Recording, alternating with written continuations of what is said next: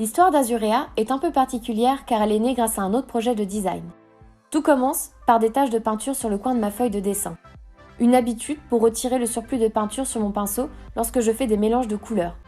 Un geste anodin dont je ne prêtais pas vraiment mon attention, contrairement à mon amie Cécile.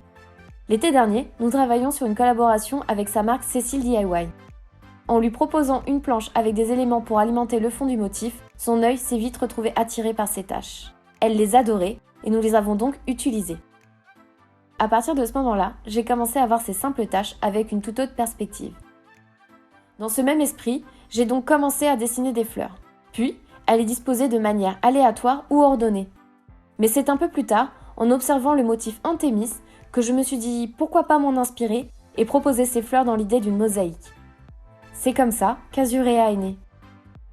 Pour le travail de raccord sur Photoshop, l'assemblage des fleurs m'ont demandé pas mal de patience. Plus les éléments sont petits, plus cela nécessite d'en rajouter pour recouvrir la surface. J'ai fait le choix de maintenir les couleurs originales de la peinture afin de garder l'authenticité de la texture ainsi que des nuances de l'acrylique. Ce que j'aime dans ce motif, c'est que nous ne voyons pas les mêmes choses lorsqu'on regarde le tissu. Dans son ensemble, on voit l'esprit de mosaïque et si on s'approche, on peut voir se dessiner les fleurs. Le nom a été choisi en référence à la couleur donnée à plusieurs variétés de fleurs bleues. Certaines ont même des similitudes avec celles représentées sur le motif, comme les bucloses d'Italie qui ont également 5 pétales. Si j'ai bien appris quelque chose avec la création de ce motif, c'est que l'inspiration peut venir de partout, même dans les toutes petites choses qui semblent sans importance.